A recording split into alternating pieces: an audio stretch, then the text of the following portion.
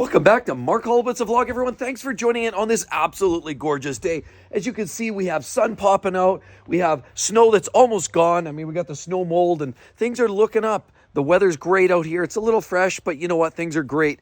And we will get back to story time next week, but for the time being, I stumbled across a little something and I just want to talk about this. I find it kind of near and dear to my heart as it's personally impacted me over time. Let me just ask you guys the question. Have you ever had a car, it was your pride, it was your joy, it was something that maybe, you worked really hard for, you scrimped, you saved, you finally had enough money, you bought this car, and then you have someone come along a week later, a month later, and you're so excited and ecstatic about this new toy, and somebody just puts it down. Oh, you should have got this version, or you should have got that version. I've had that situation a few times in my day, believe it or not. And I just want to talk about that very subject because from where I'm standing, there's always a situation where there's always a better car. You can always opt up for the next best thing. And I just want to refer to something I stumbled across on F-Type Owners forum, essentially. Of course, a lot of you guys that are involved here, probably a lot of you guys that are watching this are part of that forum, certainly on Facebook. That's a club that I kind of sit and watch and peruse, and the odd comment, certainly more from the outside looking in. I definitely like to see and hear what people are dealing with on, the F-Type specific and the Jaguar world. But of course, clearly, as I've said before, I'm not exclusively a brand guy, but I will say it's such a great car and a brand these days that I can't help. And I certainly can't resist. But the point of the matter is, there's always something, you buy that toy, you buy that car, and there's always something a little better, right? I mean, I've had cars like that. I've had a car, I'll give you some examples. I had a Lamborghini Gallardo, and most people, when they see a Lambo drive by, they think, oh, that's cool, it's a Lambo, sounds good, all of that good stuff. But there's always somebody out there. And I even had a couple in my day. Oh, that's just a kit car. It doesn't look real. No, it's just a kit car. It's junk. It's a kit. No, there's no way that's a Lambo. That's kit. And they sign you off and they kind of, not that that's what you're looking for. I'm not looking for somebody to advocate. I don't care. I drive the cars that I want to drive. I don't give two shits about what people think. I had another one years ago. I had a 911 SC Targa. It was black, it had the wing on it, the Carrera, the narrow wing on it, which, of course, if you guys know that earlier air-cooled generation from the late 70s, you never put the whale tail on that car. If you're going to put a tail on it, it's either got to be the duck tail or certainly the narrow Carrera-style tail. Never put that big, full T-tray type whale tail on there. But anyway, that's not the point. I had a Targa black SC, and it was a 79. I love that car, man. It was the goods for me. And I lived it, man. I polished it, I cleaned it, I buffed it, I did all of those great things. And then I remember one day I was standing in front and cleaning it up. I just had it on the driveway and it was looking kind of spick and span. And some guy walks by and he says, "Oh, nice neon. Is that a Dodge Neon?" And at that point, my heart sort of sank and I felt a little bit sort of defeated because not that I'm, again, not necessarily looking for the fanfare. That's not what it's about. But I drove a car that meant everything to me. I didn't have a lot of money at the time. I spent a lot of hard-earned dollars building my way up there and actually trading a few different cars to sort of step my way there. And I finally got myself into this older 911 and I was so proud as punch. And then somebody comes along and just slashes me down at the knees. I felt like a dirt lump. I wasn't very happy with it. Either way, I kind of moved on. But it does take a hit on your morale and your kind of overall pride of ownership. It does. I mean, you can deny that, but it sort of does. I also have another example of a gentleman that I was at a Porsche autocross years ago, and literally, and I'll say this like straight up, that was part of the reason why the autocrosses and sort of some of the PCA clubs, if you will, Porsche Club of America, why it kind of turned me off because I saw some of the douche nozzles that were in there. Well, there's some really good people in there. I came across a few. For example, I'll give you one example. There was this guy that we were sitting from, there was an autocross going on, okay? And we were sitting in the stands. We were out at the Garrison, at the Army base here in Edmonton, before when we were able to actually run and race at basically on a giant airstrip. So they had this space and they had these like bleachers. And I was sitting on the bleachers. myself, Greta, we were sitting there, and there's a couple people in front of us, and without saying names, it doesn't matter. That's not the point. Lawyers, okay? And they had the latest and greatest 911. It was funny because then all of a sudden there was another gentleman that came by later. He was also in the club, had been for some time. He came along. He has a 944. Well, clearly a 944 in the day was not nearly what a 911 was, but that doesn't matter. That's what he could afford. That's what was in his budget. And he was out there having just as good a time, autocrossing it, polishing it, enjoying it and using it as it was meant to be used. And he loved that car. And he rightfully should, because, they're great cars. They're well balanced. They're great cars in their day. Anyway, this guy with the 944 walks up to these other folks that are sitting there who have this latest Carrera S, beautiful 911. And he came up there just to hobnob and shoot the poop. And then all of a sudden, as soon as he turned around, he walked away. These two people with the new 911 just started talking all kinds of shit about him. And it just, at that point, I'm like, you know what? Two-Face doesn't work for me. I don't care. I don't care who you are, who you know, how you blow. At the end of the day, when I see stuff like that, that turns me off, because we're all in the same place. And you know what? We all have what we can aspire to. We all have different budgets, and we all have different tolerances. And even if you have a big budget, doesn't mean you want to spend it all. There's various reasons why people buy what they buy. Right there, we have this beautiful C300. Could we have gone up to an S-Class, possibly even an E-Class, slightly lower? Sure. But it doesn't really matter. This car struck more of a chord than some of the other cars. We test drove an E-Class, and it felt solid and all of that, but it just didn't resonate as much as the C-Class at the time.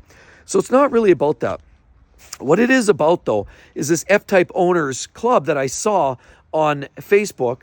And we're talking about here this beautiful F-Type. I love the F-Type through and through in every various form. Every form. So I'll just let you all know right now, definitely not a car snob. I'm a true believer in, you go with what you know, you go with what you can afford within your budget, what you're comfortable with, and many other reasons. Sometimes there's other attributes. Sometimes the 6-cylinder engines, for example, offer sometimes a rear-wheel drive with a manual gearbox. The 4-cylinder engines, obviously, definitely a little bit less money. However, the lightweight, offers other balance concerns. Potentially, the car handles differently. And, the P300, for example, in this article, and I just want to plant that seed.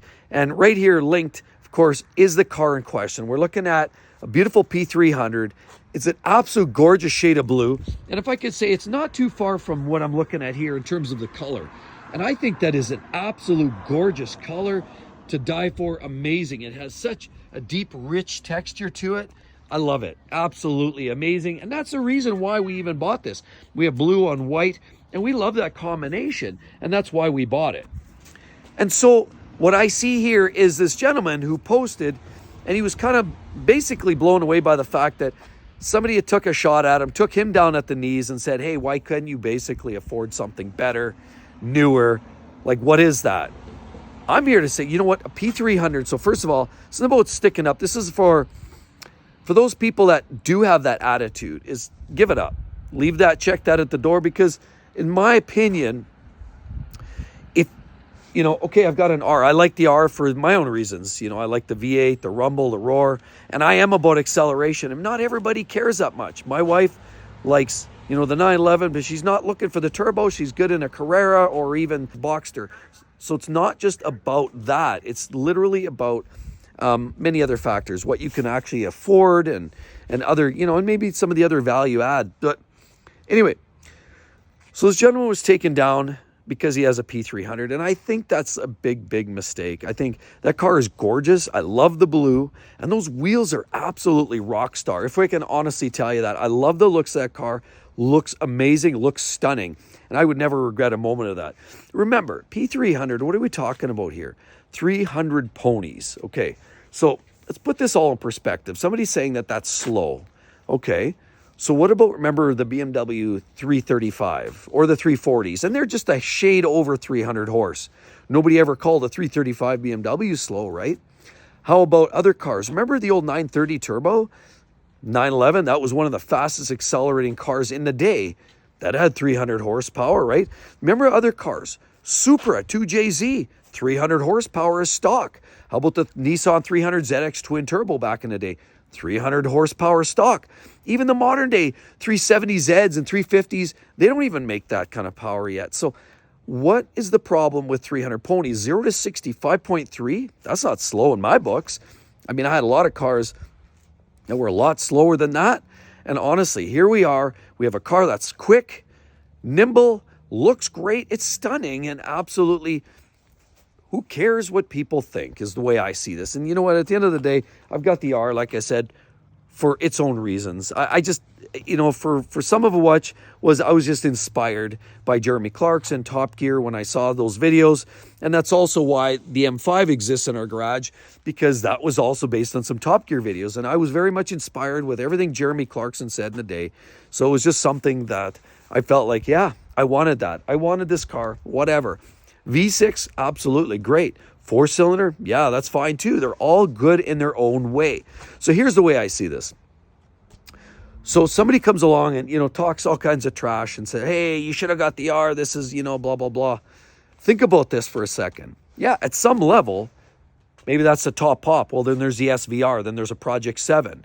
Okay, so you have that. And then what? Then there's Aston Martins. And then there's, where does it begin? Where does it end? You could step up to the top of that game, and all of a sudden somebody shows up and hangs the big swinging D out and basically says, look, I've got a McLaren. And so McLaren buddy shows up at the party with a 720, and then some guy rolls in an SF90, makes him look like a stooge, right? And then SF90 buddy's there. Oh shit, there's a Pagani rolling by. Hawara. Okay, now who's the nozzle? Okay, where does it end? The Bugatti, of course, Chiron. How about that? Or how about, I mean, where's a list begin and end? It doesn't matter. There's always somebody bigger, somebody more impressive. Go with what you know. This is what I know. This is what I love. It's a good, you know, place where I like to be with this car. I think they're great. They're sexy. And at the end of the day, cars like the P300 or the 400 or 450s, all of these vehicles with the 4, 6, 8s, they all very much feel the same from the driver's seat. They look very much the same walking by. They're all sexy. They have the great curves. And as a matter of fact, some of the 4-cylinder and the 6-cylinders almost have nicer lines in some ways because they're cleaner and more honest. Sometimes they give up some of the rocker panels, and some of the cars actually have cleaner lines, if we're being honest. So honestly, when I see that, all I can help but think is, you know what? You go with what you know. So I just felt compelled to actually share that, because when I saw that, it kind of triggered me. I've had personal experiences, and nobody wants to put anybody else down. Why? The world's too, you know, life's too short, and honestly, the world's too small, and eventually you run into these people somewhere along the line. You know, at the end of the day, why? Is it an insecurity thing? Why do we have to put others down? Just enjoy what we have. Enjoy, you know, life, health. Maybe you've got the toy. Enjoy what you've got. Enjoy it to the max. And go on. And then, you know what, maybe next time you decide, hey, maybe you want something bigger, better, more impressive, or more intense next time. Who cares? Whatever. Either way, thanks again, everybody. I just wanted to share that because, again, it did sort of trigger me. Not a big deal. Enjoy what you got. No point in knocking others down. It is what it is. Everybody's in their own place for their own reasons. Maybe this triggered you guys. I'd love to hear your comments below, you know, as well, what your thoughts are. Maybe you guys are on that forum, or you know, even on a side note, maybe you're not, but you have the same idea or the thoughts or the same concerns or similar experiences, and you just kind of turned you off from the car world, or you know, you just had a similar experience in general, and how did you react to that? I'd love to hear your guys' thoughts on that. So at the end of the day, hope to see each and every one of you real soon, and we'll catch you next week. We'll get back to story time. We'll see you all real soon. Catch you then. Bye-bye.